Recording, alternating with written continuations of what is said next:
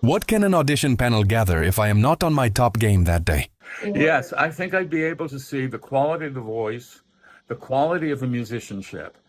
If you're not in top form, do not worry about that because you've decided to go ahead with the audition.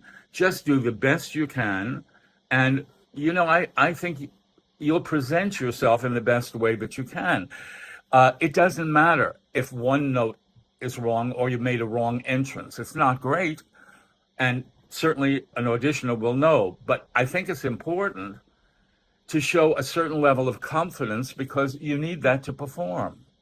And so I think that's a very important thing that someone in a company is considering when they're in an audition and trying to consider you for performing a particular role. When I'm really, really interested in a person, I actually start to work with them in the audition by asking some questions and giving them a little bit of advice that might help them across a difficult corner.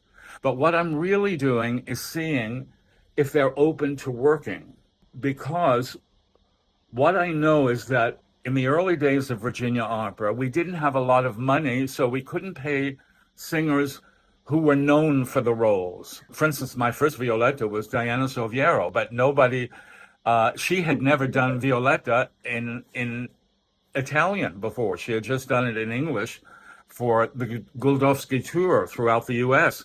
And she was a sensational Violetta, and of course she auditioned in Italian. But when I hired her right out of the audition, she had dressed wonderfully. I still remember her taking her hat off and all the hair bobbling down. And she was dressed in a way that was appropriate for Violetta and let me see that she could be the belle of the ball at that party, both at her own house and at Flora's.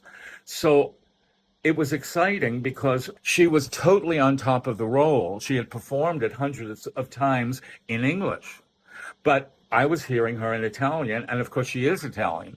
So that was perfect, and she understood the language. And so it was a very easy transition for her, and it was a knockout audition, and I hired her on the spot.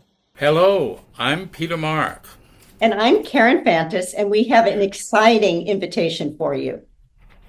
This coming Sunday, 4 lucky singers will have the opportunity to experience our method. OperaVoice&BodyWork puts together the voice and the body so that your own sensations in your body help you guide and control your voice. We are inviting you to join a masterclass for free. Join our masterclass this Sunday, July 6th at 10 a.m. CST. Click the link below to sign up.